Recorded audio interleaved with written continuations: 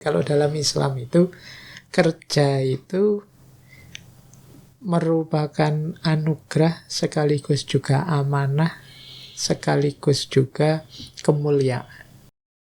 Di filsafat itu ada teori begini.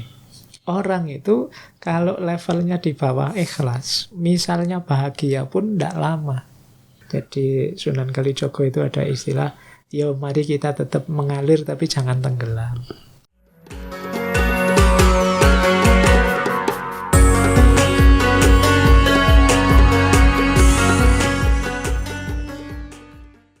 Bismillahirrahmanirrahim. Assalamualaikum warahmatullahi wabarakatuh. Kita bertemu lagi para sahabat MBH. Kali ini tetap dengan Pak Ustadz Dr. Fahrudin Faiz. Beliau dari UIN Sunan Kalijaga. Biasanya beliau mengajar tentang filsafat ya. Yeah. Filsafat.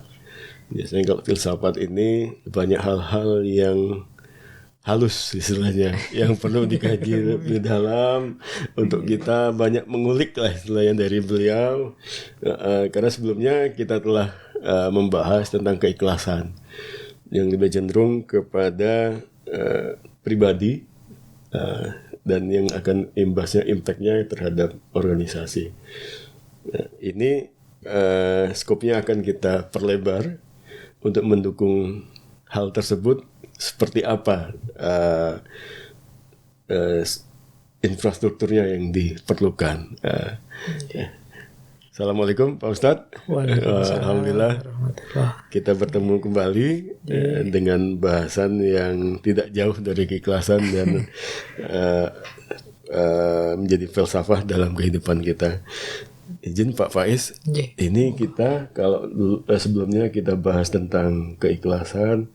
Kemudian kita ingin tahu lebih lanjut ini bahwa kita adalah bagian daripada pelayan publik ASN yang ada di lingkungan kantor. Nah, untuk itu kita perlu pandangan dari Pak Ustadz Faiz. Ekosistem ini kita nyebut ekosistem nih, ekosistem kantor yang seperti apa sebenarnya yang diperlukan itu. Jadi memang yang pertama keikhlasan itu, kalau memang basisnya keikhlasan itu sebenarnya kuncinya ada pribadi. Jadi ikhlas itu kan hanya kita dan Allah yang tahu kita ikhlas beneran apa enggak. Tapi atmosfer, ekosistem, lingkungan itu bisa mendukung kita, bisa juga menyusahkan kita untuk sampai pada titik ikhlas. Dan itu ya bisa sistemnya, bisa pimpinannya, bisa semua anggota yang lain dan lain sebagainya. Maka kalau bicara kesiapan sekeliling kita untuk mendukung, ya kalau bisa memang bersama-sama kita awali dengan komitmen. Jadi komitmen. Yuk bareng-bareng ya kita saling mendukung, saling menguatkan, saling mengisi untuk bisa kita sama-sama menghidupkan kualitas ikhlas ini dalam diri kita. Apalagi tadi profesi pelayanan publik itu ketemu macam-macam orang, ketemu godaan macam-macam. Itu kalau kualifikasi ikhlasnya kurang kuat, itu bisa terdistraksi kemana-mana. Iya, kita bisa tergoda ini, tergoda itu, terpalingkan oleh ini, terpalingkan oleh itu. Maka bisa berkomitmen bersama. Kalau bahasanya Al-Quran itu jalannya dua. Yang pertama ta'awanu, yang kedua tawasau. Ta'awanu dan tawasau. Ta'awanu itu saling mendukung, saling membantu. Yang kedua tawasau. Tawasau itu saling mengingatkan, saling menasehati. Jadi antar sesama kita mari menghidupkan ta'awanu dan tawasau. Ta'awanu dan tawasau. Jadi saling mendukung. Jadi yuk kita saling mengingatkan, saling menasehati, saling menguatkan untuk menjalankan ikhlas. Misalnya ada temennya kena godaan ini, ya kita menasehati, jangan gitu, yuk saya bantu biar tetap bisa ikhlas. Ini sistemik namanya, kita bersama-sama. Yang bahasa saya tadi menanamkan komitmen bersama. Ya. Jadi karena toh ketika kita sampai pada titik ikhlas itu untungnya besar. Baik untuk pribadi kita, termasuk untuk kelembagaan. Yang di podcast sebelumnya kan saya sebut orang yang sampai di level ikhlas itu menjalankan kebaikan, menjalankan tugas amanatnya itu ringan. Iya. Karena niatnya ya. Iya, karena niatnya murni. Jadi tidak mudah mengeluh, tidak mudah lelah hatinya, tidak mudah capek, tidak, karena dia tahu orientasi satu-satunya Allah. Karena itu berarti interaksi ya tadi ya. Iya, dalam jadi di antara kita ekosistem itu ya. Jadi di antara kita yuk saling menasehati, saling menguatkan. Jadi saling mendukung. Itu yang disebut ta'awanu dan tawasau. Bukan malah sebaliknya. Nah, saling menjatuhkan. Karena kadang-kadang kita itu kan misalnya ada teman yang wah nggak gaul gini, sok lu katanya. Sok lu. Kita itu kan sering drop kalau dikit. Ya. Ayolah kita antar kita, kalau misalnya ada teman yang sedang berjuang untuk jadi lebih baik, ya kita dukung. Kita dukung. Atau sedang melenceng kemana, ya kita ingatkan, kita nasihati. Jadi tentu saja tidak lupa kita saling mendoakan. Karena kita tidak tahu dari doa yang mana nanti jatuhnya kasihnya Allah pada kita. Iya. Karena ini kan banyak sekali subsistemnya itu. Subsistemnya, apalagi bilang tadi interaksi antar anggota gitu kan, kita dalam ini antar individu gitu kan. Kemudian ke atasnya pimpinan gitu. Selain komitmen, menurut saya ada yang lebih penting lagi, kesadarannya. Jadi kesadaran tentang kerja. Jadi menarik kalau dalam Islam itu kerja itu merupakan anugerah sekaligus juga amanah sekaligus juga kemuliaan dari Allah. Anugerah, amanah dan kemuliaan. Anugerah itu ya alhamdulillah kita mendapat pekerjaan. Kita alhamdulillah diberi banyak orang yang sulit dapat pekerjaan, banyak orang yang kebingungan untuk menafkahi keluarganya. Maka alhamdulillah Allah memberi kita anugerah dengan kerja. Yang kedua, selain anugerah juga amanah. Di balik anugerah ada amanah, ada tanggung jawab yang harus kita penuhi. Jadi misalnya kita diamanati oleh Allah sekarang pekerjaan sebagai tadi pelayan publik, ya besok pasti akan ditanya itu. Masya Allah. Ini, saya oleh Allah diamanati sebagai dosen. Ini ya anugerah, tapi kan besok ditanya. Setelah kamu tak amanati jadi dosen, kamu buat apa itu? Iya. Jadi ada hadis yang panjang sekali, tapi menurut saya menarik. Iya. Di hadis itu diceritakan besok di akhirat ada orang mujahid, dia berjuang di jalan Allah, dipanggil oleh Allah, engkau aku anugerahi kekuatan, kesadaran untuk berjuang, apa yang kau lakukan? Mujahid ini bilang, wah ya Allah saya berjuang untuk kejayaan Islam. Terus kata Allah, engkau bohong. Masya Allah. Kamu hanya ingin dipuji saja, kamu ingin status pahlawan saja. Terus ada orang kaya juga dipanggil, apa yang kau lakukan dengan anugerahku, harta benda yang kamu miliki? Wah saya sedekah ya Allah, saya pemberi saudara-saudara yang miskin, yang lemah. Kata Allah, Anda, engkau bohong. Kamu hanya ingin status dermawan saja, orang yang baik hati saja. Ini yang saya maksud. Jadi kerja itu anugerah, amanah. Maka maksudnya hadis tadi apa? Yang ikhlas, lillahi ta'ala. Berjuanglah sebagai mujahid. Kemudian apa? Bersedekahlah, berdoa, tapi semuanya lillahi ta'ala. Jangan karena ingin disebut dermawan, ingin disebut pahlawan, ingin disebut orang baik. Enggak karena itu. Karena kalau dari hadis tadi berarti kekuatan. Kalau tadi satu lagi kedermawan, artinya kan dia punya harta. Iya. Artinya gitu cuma piranti yang diberikan Allah saja ya. Jadi kita punya apapun itu memang anugerah dari Allah. Tapi selanjutnya amanahnya apa dari situ? Jadi nanti kita ditanya, dipakai untuk apa saya kasih anugerah itu? Dipakai untuk kebaikan yang lillahi ta'ala atau pamrih-pamrih egois. Nah, itu apa namanya, halus sekali untuk memaknai itu ya. Iya, jadi distraction tadi ya. Ya bisa distraksi kita kan banyak. Distraksinya ya. Jadi yang sering membuat kita terselewengkan. Dan karena saya filsafat ya, di filsafat itu ada teori begini. orang itu kalau levelnya di bawah ikhlas, misalnya bahagia pun tidak lama. Yang bahagianya paling tinggi itu ikhlas. Bahagianya Ini filsafat malah, bukan agama. Jadi di filsafat itu ada teori begini. Level bahagia paling pendek waktunya itu pleasure.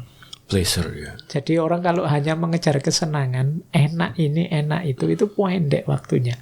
Jadi bahagianya pendek. Apa kesenangannya uang, kesenangannya makan, kesenangannya apa. Kalau hanya kenikmatan kesenangannya itu pendek, jangka sangat pendek. Ada lagi yang lebih tinggi. Yang lebih tinggi itu achievement, capaian, target, mencapai ini, mencapai itu kan membahagiakan. Lebih panjang daripada pleasure, tapi juga kurang tinggi. Ada lagi di atasnya itu contribution. Nah, kalau kita bisa berbagi, bisa membahagiakan orang, menyenangkan orang dan lain sebagainya, ini contribution, maslahat. Itu sudah bahagianya panjang, tapi juga masih ada yang paling panjang, yaitu kalau bahasa filsafatnya ultimate good. Ultimate good itu kebaikan puncak ya. Kalau bahasa kita kebaikan puncak itu kebaikan yang ikhlas. Ini bahagianya tidak ada akhirnya. Karena kita bahagia terus. Orang ikhlas itu tidak ada kecewanya, tidak ada. Iya betul kan. Kita berkontribusi misalnya. Setuju. Target kita kontribusi itu masih ada kecewanya. Orang yang kita bantu kok tidak terima kasih ya. Itu kan kita kecewa karena kita targetnya ke sana. Ya. Berhentinya di pandangan manusia. Tapi kalau kita targetnya Allah, ada apapun bisa itu ya. Monggo saja. Kita bantu orang-orangnya malah mengkhianati kita atau tidak apa-apa. Yang penting Allah. Betul. Jadi orang ikhlas itu bahagianya tidak ada akhirnya, sudah kita bahagia terus. Godaan kedermawan kan seperti itu kan. Yang dibantu kok malah tidak. Terkadang orang tidak ngucap terima kasih aja udah gimana kita gitu. Kita sering mengeluh di situ. Kalau kita mengeluh berarti memang tujuan kita ya cuma itu putus ya. Orang, Masya Allah. Maka kalau bisa ya ikhlas. Biar kita tidak ada kecewanya, tidak ada stresnya, tidak ada depresinya. Kalau itu ya paripurna ya tadi.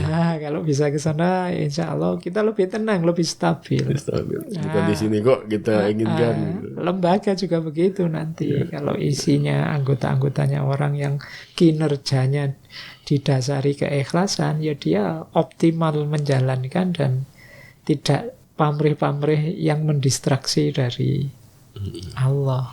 Untuk piranti itu sendiri artinya kondisi yang mengikat, terkadang kita kan mewujudkan dalam bentuk peraturan dan bentuk rules tertentu. Nah, apakah ini memang diperlukan? Kalau peraturan saya kira enggak gampang. Karena ikhlas itu kondisi batin. Kalau fisik bisa diatur, tapi kalau batin lebih bergantung pada kesadaran. Maka bisa diciptakan situasi yang membuahkan kesadaran. Menciptakan situasi yang membuahkan kesadaran. Ya, misalnya ya mungkin kalau misalnya menghindarkan distraksi bisa diatur. Jadi biar tidak mudah tergoda bisa diatur. Kalau ini bisa diatur. Pengawasan. Diawasi, ada pengawasan berlapis, itu kan bisa diatur. Tapi nanti kondisi hati ini orangnya. Kalau hati itu kan nggak kelihatan ya. Kita nggak tahu orang ini sudah ikhlas beneran atau terpaksa ikhlas. Kita nggak terpaksa ikhlas belum ikhlas. Walaupun lihatnya senyum, siapa tahu hatinya gondok gitu kan. Maka hati itu dikondisikan masing-masing, kita bisa menciptakan ekosistemnya yang mengarahkan orang ke sana. Karena ekosistem itu sendiri dengan interaksinya, artinya itu kan akan membentuk suatu budaya kerja itu. Itu kalau di teori-teori psikologi yang baru, neuroscience yang baru ada istilah begini. Jadi orang itu kalau ikhlas, baik itu ya sebagaimana orang jahat itu kadang nular. Kebaikan juga nular. Jadi orang, kalau kita dekat orang-orang alim itu kan rasanya dingin, rasanya panas. Ya kalau bisa semakin banyak di kantor misalnya orang-orang dengan pola ikhlas seperti ini, ya akan nanti semakin membentuk budaya. Semakin membentuk budaya. Jadi makanya tadi saya bilang ayo komitmen bareng-bareng. Nanti kita akan ada di frekuensi yang sama dan akan lebih mudah merata, lebih mudah menular.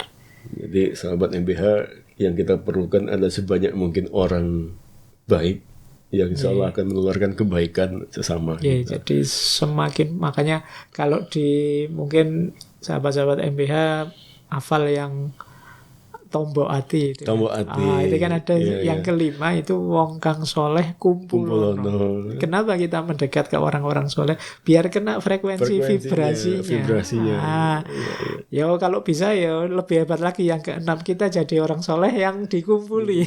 Jadi kita yang menularkan kebaikan. Artinya di situ ya peran kita sebagai seorang muslim ya. Iya, jadi tidak sekedar menceramahkan, tapi juga orang dari aura kita, kebiasaan kita tiap hari itu orang terus, wah iya ya kelihatannya kok tenang orang ini, saya pengen kayak gitu, kok stabil orang ini. Nah ini yang namanya menularkan vibrasi kita, jadi yang lain jadi terus ikut lebih baik. Pengen menjadi seperti dia. Menjadi seperti dia. Nanti dia juga jadi panutan pada akhirnya. Yang lainnya jadi ini menularkan virus keikhlasan menurut saya positif saja. Artinya begitu muncul sosok figur seperti ini, ya itulah kan vibrasi akan berjalan. Tapi perlu juga untuk mendukung sosok ini dia tetap menjadi ideal. Ya, makanya itu ada ekosistemnya. Ekosistemnya mendukung. Kalau ada teman yang kayak gini kita dukung. Kita dukung. Ya kalau bahasanya, nah hari ini mungkin kita viral kan. Biar dia jadi role model yang bukan lain. Membuat dia malah minder. Bukan malah diketawain. So alim loh.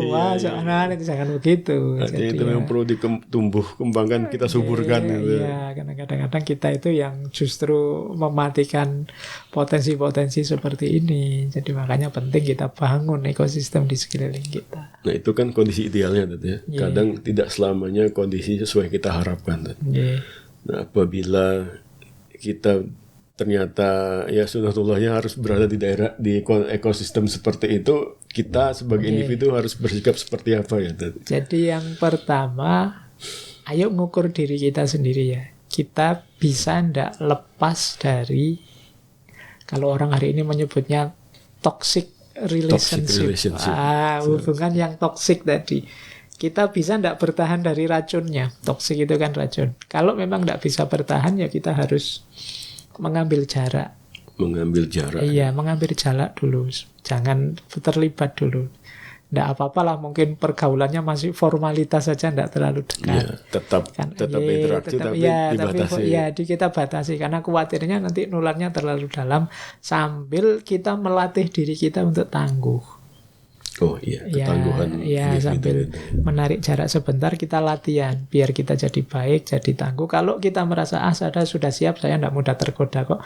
Kita turun lagi, dekat lagi dalam rangka biar situasinya kebalik. Kita yang menularkan kebaikan ke dia. Iya. Jadi dari kita yang khawatir dipengaruhi, sekarang kita balik situasinya, kita yang mempengaruhi kebaikan ke dirinya. Jadi strateginya begitu bertemu dengan kondisi ekosistem yang tidak ideal tadi, apalagi bertemu dengan yang terkategori toxic relationship, tadi kita menarik diri sambil mempersiapkan ketangguhan pelatihan kita terus. Kalau para sufi zaman dulu ada strategi namanya kholwat. Tapi mungkin terlalu berat kalau untuk kita. Kholwat itu memang nyepi, menyunyikan diri dalam jangka waktu tertentu. Kalau dalam ceritanya misalnya Imam Ghazali itu sampai 12 tahun. Memang benar-benar menarik diri. Kalau orang Jawa ada istilah topo. Nah, itu menarik diri memang. Latihan. Nanti kalau sudah sukses, kuat jiwanya, turun lagi. Justru sekarang jiwa sananya dibalik. Kita yang mempengaruhi mereka. Jadi orang-orang yang semula toksik, yang semula beracun, kita netralkan racunnya. Karena kita sekarang sudah kuat. Karena kita sudah bisa memberi netralitas bagi dia. Jadi memang karena ya sulit kalau memang circle-nya besar sekali kan akan selalu ada yang seperti itu. Jadi ya kita yang sadar ya, wah saya tidak kuat ini. Kalau saya jejer teman ini mesti nanti terus saya jatuhnya marah, tersinggung, minggir dulu lah. Nyari amannya dulu, bukan berarti saya tidak mau berteman, cuma saya ini lemah gitu saja. Kita akui saja saya mudah terpengaruh ya. Sambil kita memperkuat diri. Kita memperkuat diri. Nanti kalau kita sudah kuat, yuk turun lagi, ayo monggo sekarang kita kuat sudah. Baik, tahapannya kita persiapkan diri sendiri. Benteng. Setelah itu kekuatan untuk mempengaruhi dengan kebaikan. Ya jangan nekat, karena kita demi pertemanan, demi persahabatan malah kita rusak. Nekat itu dihindari. Kita hindari lah. Kita bisa menghitung lah sejauh mana. Tapi kalau kita merasa kuat kok Pak, saya tidak akan terpengaruh. Ya monggo, berarti memang kuat. Asal memang benar-benar kuat. Iya, asal memang benar-benar kuat. Karena kadang-kadang arus itu kan tidak selalu positif. Jadi Sunan Kalijogo itu ada istilah, yo mari kita tetap mengalir tapi jangan tenggelam. Waduh. Tetap mengalir tapi jangan tenggelam. Berarti posisi kita itu ya tetap harus terjaga dalam keseimbangan. Jadi kalau bahasanya Sunan Kalijaga itu angeli ananging ora keli. Jadi kita ya ikut arus, ya kita update lah, ngikuti situasi zaman. Tapi kita punya prinsip, punya nilai. Jangan mudah terpengaruh. Kalau zamannya ngajak ke yang jelek, ya kita bertahan. Iya, saya rasa ya semua organisasi itu mempunyai nilai dasar yang jadi kan norma ya. Kita punya norma, kita punya nilai yang harus ditegakkan. Ya kalau ternyata ini terus nyimpang dari nilai kita ya jangan kita mikir. Ya kayak saya dulu awal jadi PNS kan diminta bersumpah, bertakwa pada Allah kan begitu. Itu kan nilai namanya. Loh, kalau ada distraksi keluar dari nilai-nilai tadi, ya kita harus bertahan, kita harus kuat. Karena harus kita akui interaksi sosial kita kan ya buat dibilang horizontal sesama sejawat dan tidak terlepas juga terhadap hubungan vertikal atasan gitu kan. Kadang ya atasan juga kadang ya mungkin tidak sejalan ataupun mungkin yang ya karena posisinya beda kan, mungkin pola pikir beda. Nah untuk mengantisipasi itu seperti apa? Dalam Islam itu ada rumus menarik. Ada hadis begini, man ro'a minkum munkaron falyughayyirhu biyadihi wa in lam yastati fa bilisanihi wa in lam yastati fa biqalbihi. Jadi menarik, kalau kita melihat sesuatu yang ini jelas salah, ini jelas mungkar ini. Ayo kita cek kekuatan kita terhadap kesalahan itu. Kalau memang kita kuasa, mampu, silahkan ubah kemungkaran itu biyadihi. Biyadihi itu berarti kalau kita memang atasan, ya dengan kekuasaan kita. Wah, karena kamu curang, karena kamu bohong, karena kamu korupsi, sekarang tak kasih sanksi. Kalau nggak pengen tak kasih sanksi, lakukan. Ini namanya dengan kekuasaan. Biyadihi. Kita pada anak-anak kita punya kuasa, bisa biyadihi. Nanti kamu nggak tak kasih sangu loh ya, kalau sangumu kamu buat main judi online saja misalnya. Nah ini biyadihi. Posisi kita dalam kuasa seperti itu. Kita punya kuasa, kita ubah kemungkaran itu dengan kuasa kita. Seperti itu ya. Kalau nggak mampu, wah berat Pak, ini atasan ini. Kadang boleh. mikir apalah kita ini. Apalah kita, gitu kan. Ya boleh. Kalau memang terbuka situasinya, bilisanihi. Bilisanihi itu kita nasihati, Pak, menurut saya kok enggak pas ya begitu, kok enggak cocok ya, itu bilisanihi, kita ingatkan dengan lisan kita, dengan ya tadi tawasau tadi, saling menasihati dalam kebaikan. Kalau ternyata masih juga berat, enggak bisa Pak saya ngomong gitu.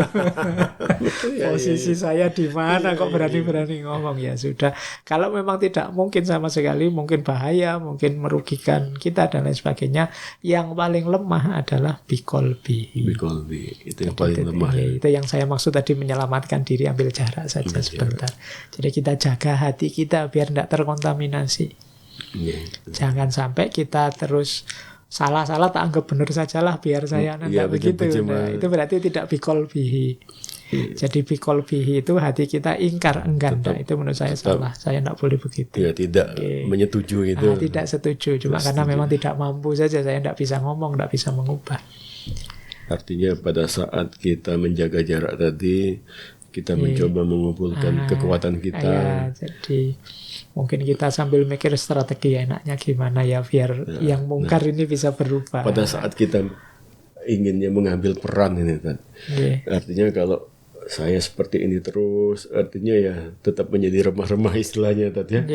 Berarti saya harus punya role play yang lebih besar. Artinya itu boleh. Pengaruhnya ya artinya nun sewu ya harus menduduki suatu jabatan itu bagaimana? Boleh, apakah ini termasuk nafsu atau sebaliknya gitu? Nawa itunya untuk kebaikan. Jadi misalnya, wah ini saya kalau dengan hati saja, ini kemungkaran ini tidak berubah-berubah. Baiklah, saya tak berjuang untuk siapa tahu bisa saya naik pangkat. Nah, saya punya kuasa untuk mengubahnya. Jadi yang nawa itunya begini ya tidak masalah, karena amanat kerja dari Allah tadi kan dalam rangka ini tadi. Jadi kalau bahasa Al-Qur'annya khalifatullah fil ard, khalifatullah fil ard itu yang mengelola hidup di muka bumi ini agar baik, agar benar. Nah, kita mikir posisi tadi dalam rangka biar saya bisa menjalankan amanat menghidupkan kebaikan tadi. Dan semuanya lillahi ta'ala. Saya nggak pamrih apa-apa kok. Saya ndak ingin kok gajinya jadi besar, ndak. Saya lillahi ta'ala demi menjalankan kebaikan ini loh, yang sekarang ndak bisa saya jalankan karena posisi saya masih rendah. Nah, ini termasuk bagian dari ikhlas tadi. Iya, kembali lagi tadi Ustadz Faiz bilang tadi, memandangi sebagai barokah, amanah. Jadi anugerah, amanah, yang ketiga. Anugerah, amanah, dan yang ketiga ini kehormatan, karomah. Jadi kita itu kan dimuliakan oleh Allah. Jadi banyak yang tidak punya pekerjaan, banyak yang kita dimuliakan oleh Allah.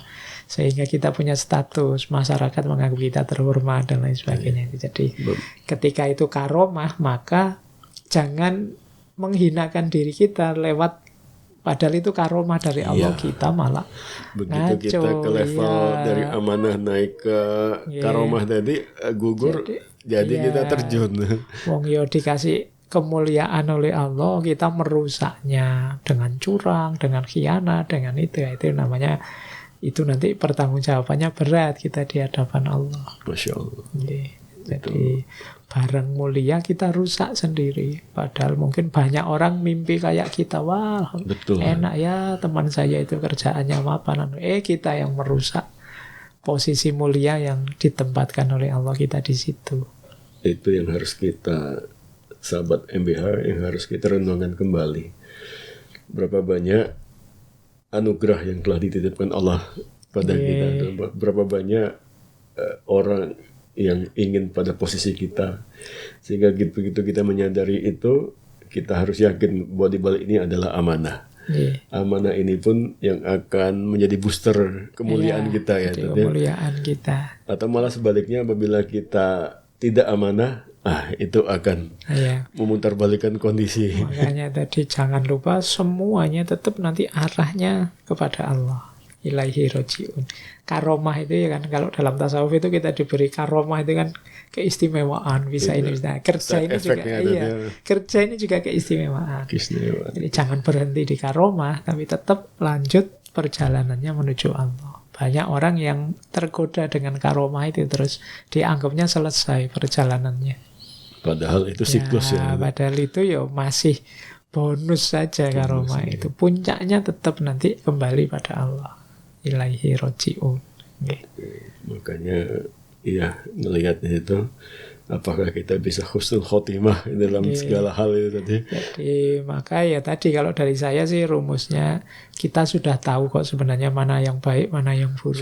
Sudah tahu. Insya Allah sahabat MBH semua juga sudah tahu kalau ini tidak boleh. Tinggal ayo kita hidupkan. Yang baik kita jalankan, yang buruk kita tinggalkan. Nawaitunya lillahi ta'ala sudah. Karena Allah ridho dengan ini, maka saya jalankan. Karena biasanya yang membuat males itu pamrih-pamrih selain Allah. Distraction tadi.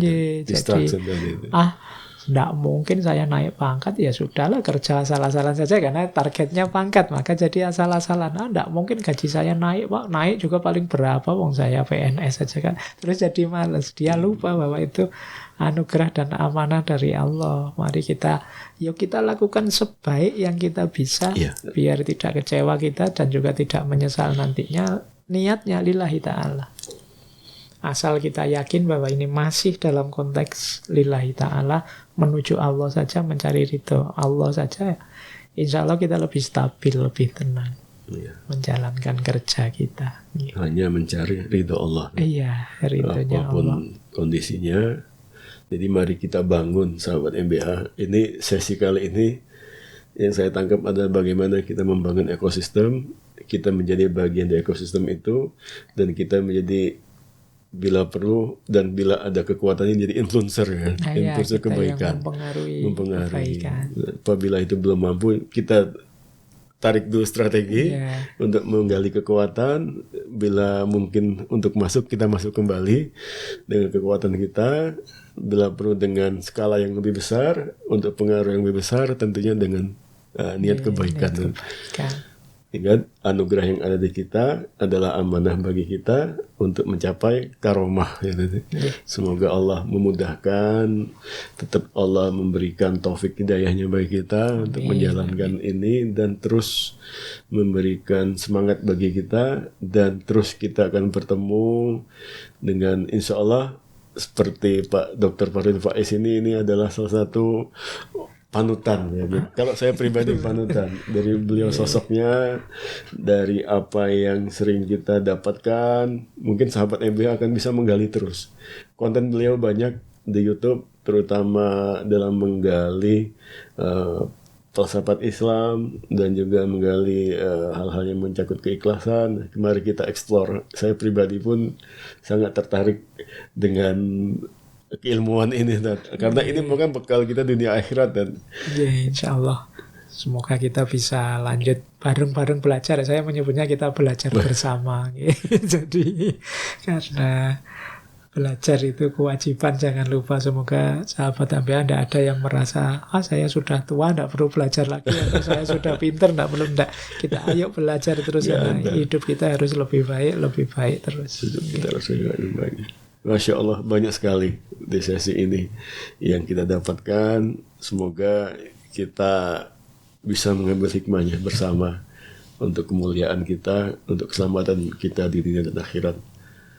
Demikian sahabat MBH yang dapat kami sajikan. Semoga momen ini merupakan momen ibadah kita dan momen amal jariah kita dalam membangun diri pribadi, membangun ekosistem kita, dan membangun kebaikan bersama. Demikian pada Ustadz Faiz, terima kasih banyak sekali lagi. Kami dari MBH tetap akan mengharapkan sharing seperti ini, dan mungkin insya Allah kalau ada waktu kita ada pengajian di masjid kita, mungkin ya sahabat MBH bisa menantikan momennya yang akan terus kami sosialisasikan untuk kebaikan bersama. Demikian sahabat MBH, wabillahi taufik wal hidayah. Assalamualaikum warahmatullahi wabarakatuh. Sampai bertemu di sesi berikutnya.